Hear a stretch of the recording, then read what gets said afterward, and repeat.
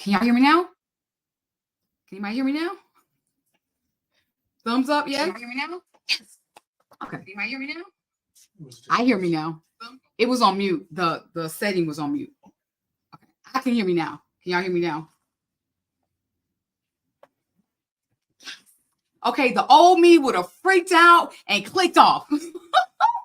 But sometimes we have these difficulties. So I'm gonna go back. Oh man, I told a good story. So I'm gonna go over my time today. So I'm talking about the law of trade-offs. And it was talking about some things. Sometimes we got to give up things we have in our life to get some of the things that we want. And if you're that person like, oh, I'm willing to trade off, he talks about that's because you don't have much.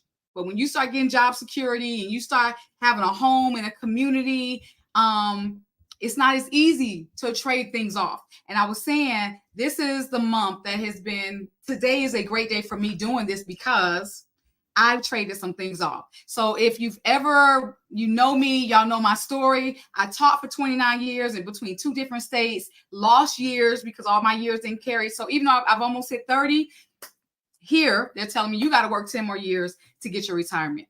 It wasn't even worth it for me. And so I traded off and I went to be a full-time entrepreneur. It's been 3 years. Hey, Tanya, how are you? Make sure you go ahead and put where you're from and a number. If you want this book, I give one of these every week. It has been on my heart to do that. All right. So you have it because I can never go through all the information in 30 minutes. It's so valuable. All right. So so I did that. And it's been 3 years and I'm thinking like, am I bored or what? I don't know. But I've created systems where my business runs itself. It has. All right. And so I got the online store. I got the store. I still do my lives. But as we learned last week, the law of the rubber band, I got to be stretched. And so I started a new place today, totally out of my field, not in education at all. Not right now anyway. And I was excited. And so I've done another trade-off so that I'm continuing to grow. All right. Drop a heart in the comment if you've ever traded one thing you liked for something else you wanted more of. Even if you wasn't sure, you just knew where you were at. You've kind of outgrown it. Drop a heart in the comment because I know it's just not me. I got bosses on here. I got bosses who are watching this. So I know bossing your own life, bossing your business. I know y'all got dreams that are big. So that's what he was talking about there. And the part y'all missed. The truth about trade-offs. That's what I'm going to go real quick. Sorry. Life has many intersections. He says opportunities to go up or go down. And at these intersections, we make choices. And I love this saying. Okay. I love this saying. Tanya, it's just me and you. All right, baby. I love this saying. He says, while we don't always get what we want, we will always get what we choose. And you got to think about that. When you start, woe is me and blaming, that blame game we do sometime, and I'm the victim, I want you to think about some of these things are things you chose. I kept saying I left education because of this, and the other. As I read this book, I realized I made a trade. That's what I made. I can't blame the system, my boss, or whatever. I made a trade for me. And sometimes that's what that mindset, that's what was driven me to keep doing this, because as your mind change, you start seeing things a lot differently. All right. You start seeing things a lot differently. So the trade-offs we make in life, he says, can add something to our life, or it can subtract something from it, or you exchange something we found that we don't do. All right. So everybody makes trades through life. Okay. If I don't know if you've ever, I got one person drop the heart if you've ever traded something in your life. But I know it's much more people than that who traded. You may not even think that you have made trades in your life, but we have. He said, but you got to ask yourself, the question is whether did you make good ones or did you make bad ones? Okay. I got married. This is my second marriage. I made a trade-off of the type of person I am and who I look for. It was a good trade-off. It was a good trade-off. All right. So these trades are not just about your business and jobs. It's about your life. It's about maybe your church. It's about your friendships. It's about your circles. Trade-offs. Think about some of the ways you have made trades in your life. All right. And some of them have been very scary. He says unsuccessful people make bad trade-offs. Average people make few trade-offs. Remember, we talked about those people who are considered average. You the top of the bottom and the bottom of the best. You're not remembered because you don't want to take a chance. So they don't make a lot of trade-offs either. They play life safe. They're average. Okay. Successful people make good trade-offs. You got to make trade-offs in this life. All right. If you want to continue to grow, he said, we must learn to see trade-offs as opportunities for growth. And the more the name of the book is the banners here. It is, there we go. The Invaluable Laws of Growth with John Maxwell. Okay. But Tanya, put the number in the comment. You could win one of these books. All right. I don't want y'all to pay for it. You don't have to. So put a number in the comment and I'll pick it up randomly. All right. So he says, while we don't always get what we want, we get what we choose. That's in relationships. That's in jobs. That's in your size you are. I've lost at this point 29 pounds because I made a trade. I cannot eat sugar, all this, breads. I can't eat that stuff. I've gotten older. It's harder to lose weight. I had to go to a doctor, checking my hormones. I'm very transparent because most of the women who are watching me, you're in your 50s or a little or older, or right, between 40 and 60 is my age group that watches me, that listens, that feels what I'm going through. And so I had to make a decision. What am I going to do? My knees were in so much pain because of the weight. My doctor's like, you got to lose weight. You got to. I'm like, but you still gonna have to lose weight. We get curvy and people looking, but it's not good for you. It was not good for me. So I had to choose what was best for me. So he says, trade-offs force us to make difficult personal changes. And I just talked about one. Some of it is you can't be out all times of night. You got to get your rest. Okay, because it affects you. What type of life changes are you making? Or are you required to make?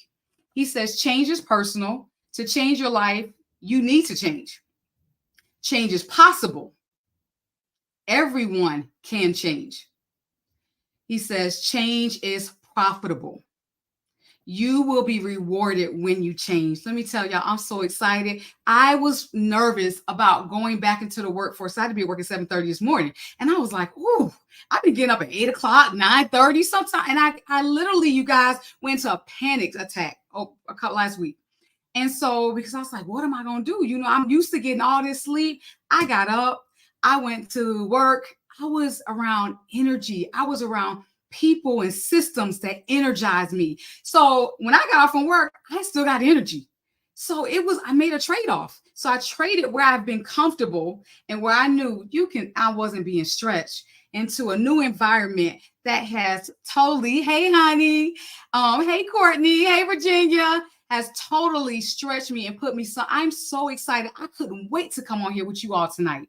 I was like, because I'm living this thing. I made a trade-off that is paying off. All right. It's going to pay off. This was just day one for me.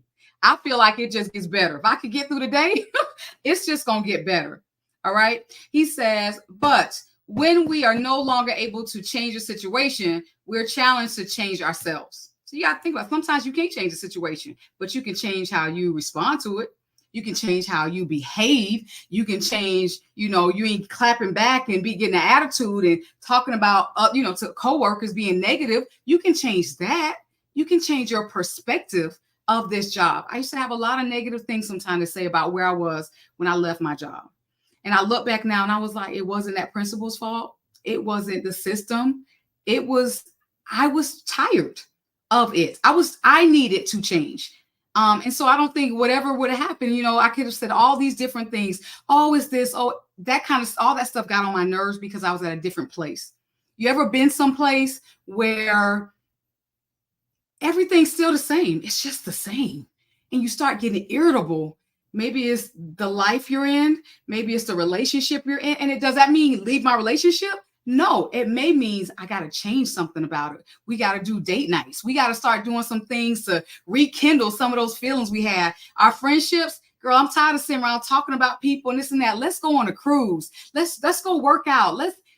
We have to pour into ourselves. That trade-off is in every aspect of your life. Do you understand? My sister is on here. Hey, Lena, my sister, we talked about her last week. My sister, I ain't even gonna go there right now, Lena, because I start crying. All right. But she is trading. She is making trade-offs right now as we talk. All right. He says, change for the sake of changing will give you whiplash. You got to know why you're changing. You can't just be tired of something and you change just to change. Be strategic about it. You got to think about that thing. He says, changing before you have to can lead you to a big win, but it's difficult to do. Okay. If you change before, kind of like you're ready. I changed before I was ready. It was hard. The day I walked out of that school, and I've been doing this for 29 years, in my heart, I knew it was time, but I also wanted to cry because this has been my life. I went to college, I graduated, I became a teacher.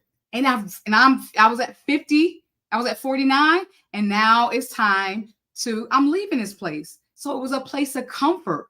When people say, who are you, Angel? I'm a teacher. I'm a wife. I didn't even know who Angel was. All right. He says, changing when you have to gives you a win. Changing when you have to leads to a loss sometimes. These are all the things he's talking about. You got to be willing to make some changes. Refusing to change is death.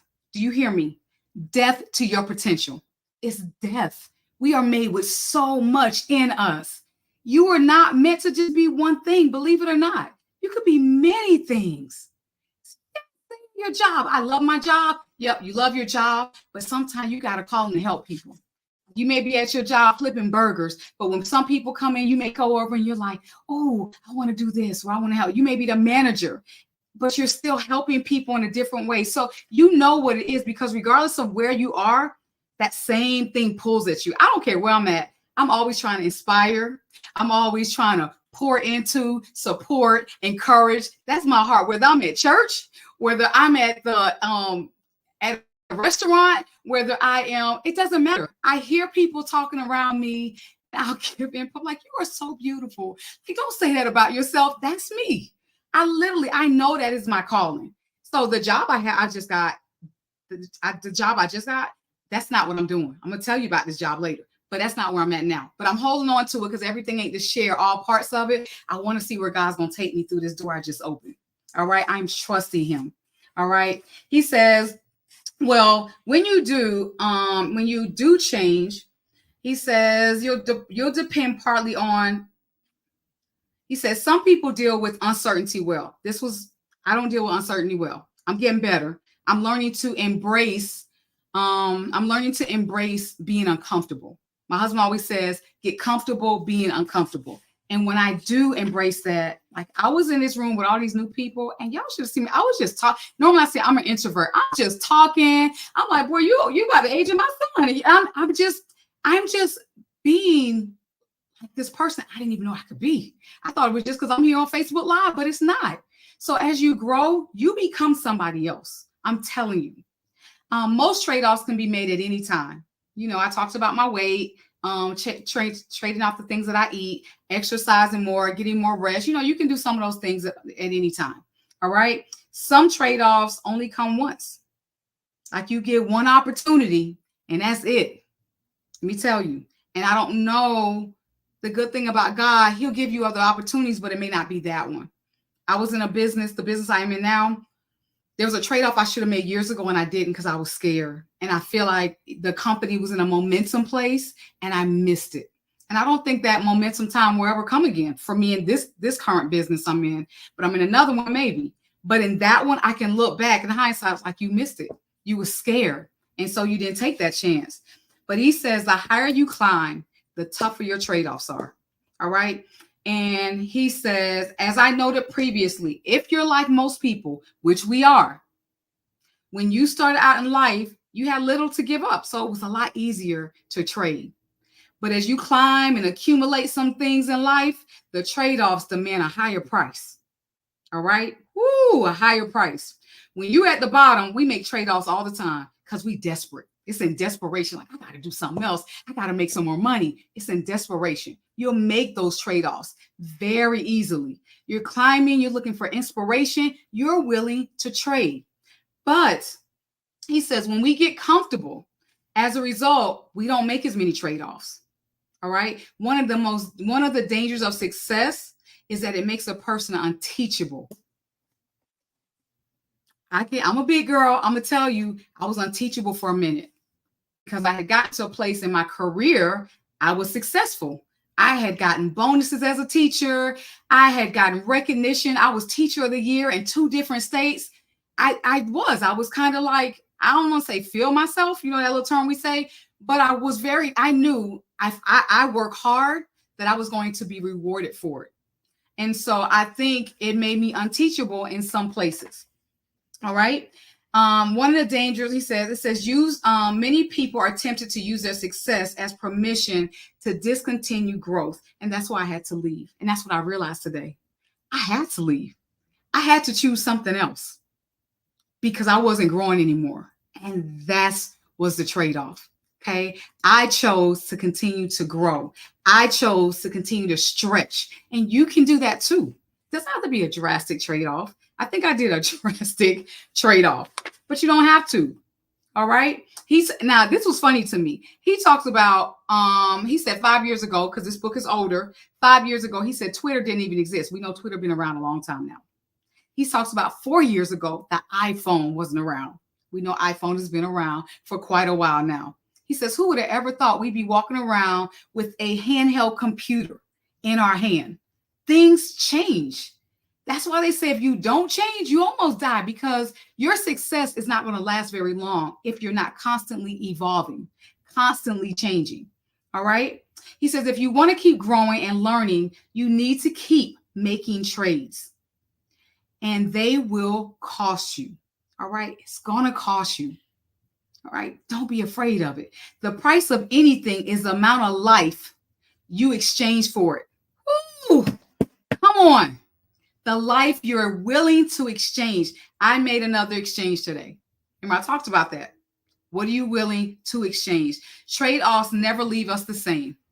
I don't know how many of you have ever made a trade-off, a partner, a life change, new friends, a new circle of people, but it changes you.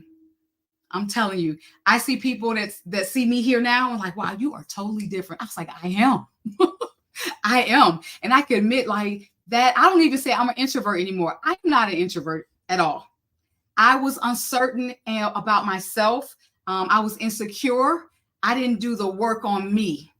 I knew I had some stuff I needed to work on, and I wasn't brave enough at the time. So I hid behind being a great teacher.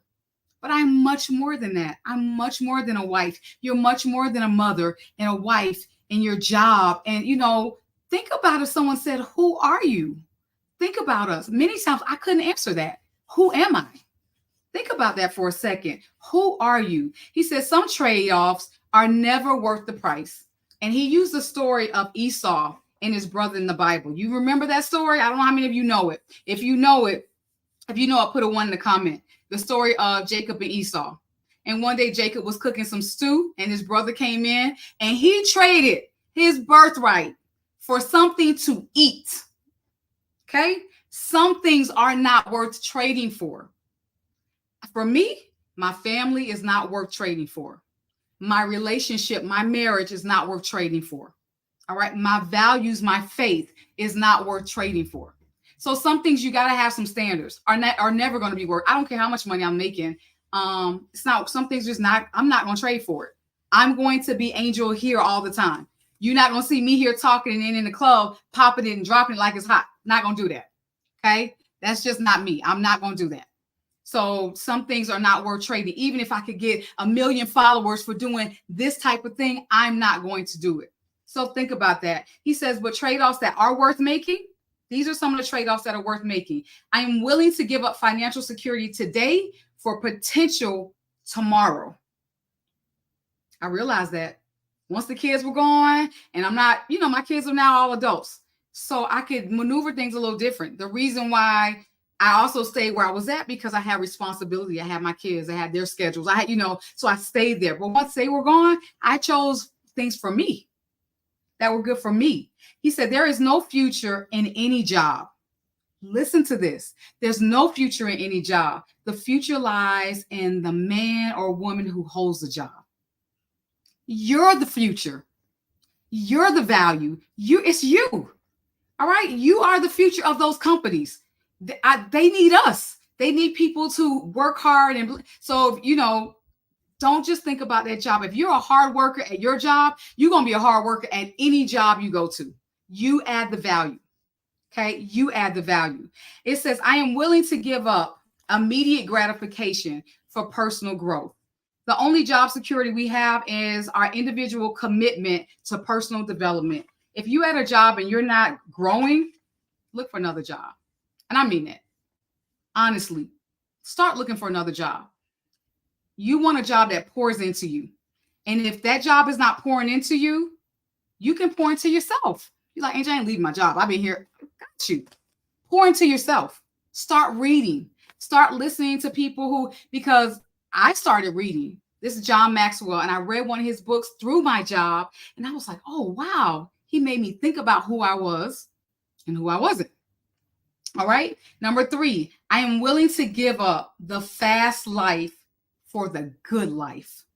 And when you hit 40s, you start realizing some things just not worth it. When you hit 50, you realize even more. The stress and the things I'm worrying about is not worth it. All right. You start realizing that, and you start trading some things that are more important. I want peace. I want joy. I spend more time at church now than I think I've ever spent in my life, other than when I was younger. And I'm happy for it. So I've had to trade off doing some things, vending events, some things I used to do on the weekends. I don't do it anymore. And God has blessed me in other ways. That's a whole nother thing I'm going to talk about. I am willing to give up security for significance. Security for significance. And it's a whole thing. He says, I don't even have time to read all of this. Number 5 is I am willing to give up addition for multiplication. One thing at a time, exponentially. One thing at a time I'm doing this growing exponentially. So I'm willing to give up that everyday thing that I'm doing. He talks about he started his career as an achiever, always had a lot of energy. Can't read it, so I gotta keep going. Get the book, or put your number in the comments so you possibly can win the book. He talks about what would happen if a leadership company would every day strive to add value to leaders in its organization, value partnerships. This is what I have now. And aggressively pursue them. Shared, not hoard resources and knowledge with others, not care what the credit, who gets it, not becoming richer, but becoming a river to help others and not a reservoir of assets to themselves. So I made the trade to this new job. And as I got here today, there's a part where they ask you your profile of what do you want out of the company and all these other places. Y'all, let me tell you, I've been saying I want to be part of a company where I can help with the onboarding process in management or training. They got all these positions for that. I'm coming in at this entry level because I'm like, I don't know where God's going to take me. It was brought to me and I'm looking for it. It's going to take me places I never thought, but I've always dreamed of being. All right. So when I tell you, I found joy in that today. I found so much joy of where God is taking me. Applying the law of trade-offs to your life.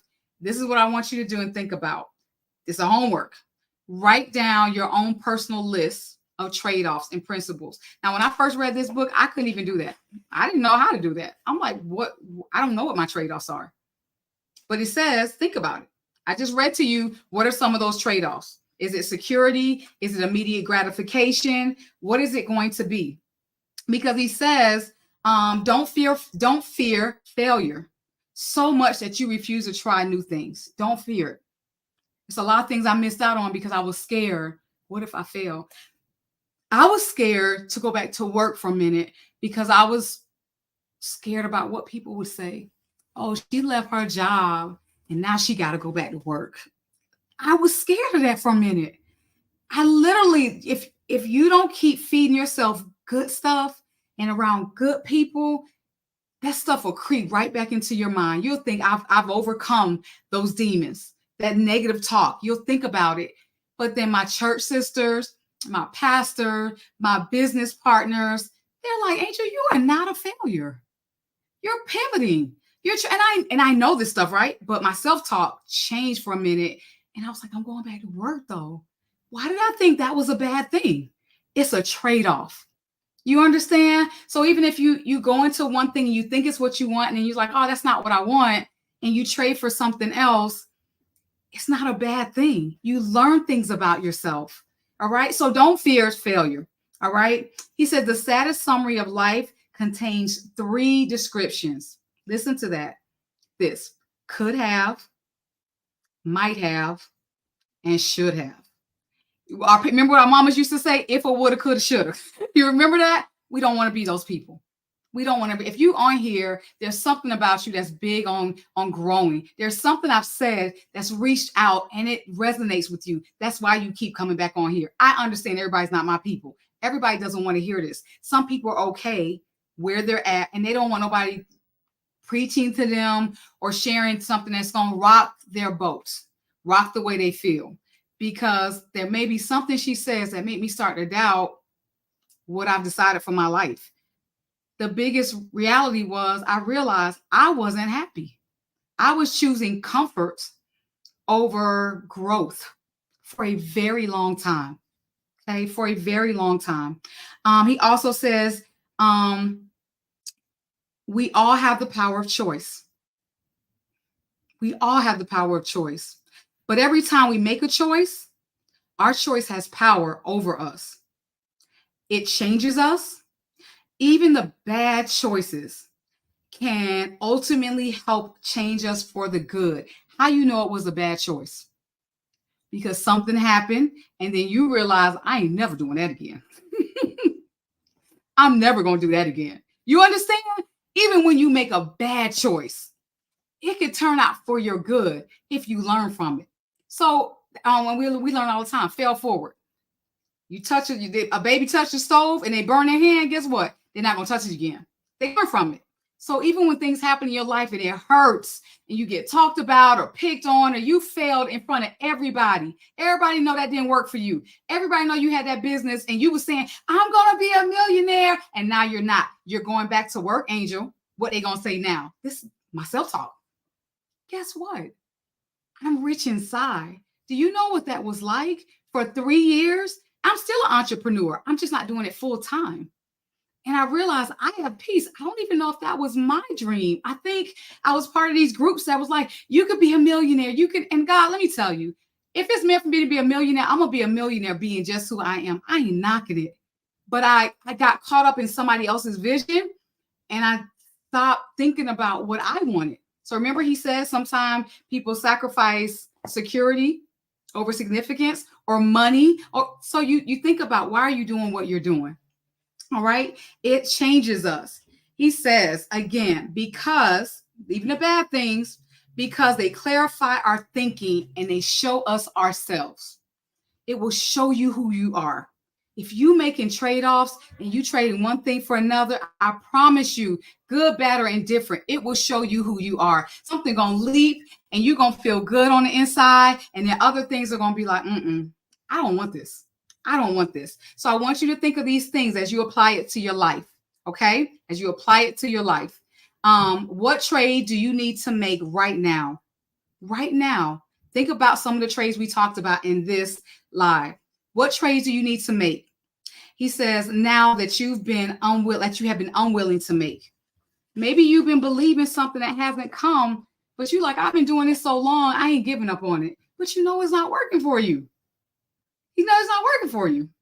He says, if you want something you've never had, you got to be willing to do something you've never done before. You got to be willing to do something you've never done before. And then what if you do that thing you've never done and it didn't work? Well, you learn something. Do something different. Do something that aligns with who you are. I've gone way over 10 minutes over. I love you guys. Whoever comes back on this live, I start the first beginning. Thank you guys for telling me there was no sound. The next one, and I'll be back next Monday, Lord willing, I will be here, is the law of curiosity. Growth is stimulated by asking why. We were taught as children not to ask why. You remember, children be seen and not heard, but it stunts your growth. It's okay to ask why. I'm going to ask you why. Okay. Respectfully, I just want to know so I know how to move. So curiosity is a good thing. It didn't kill the cat.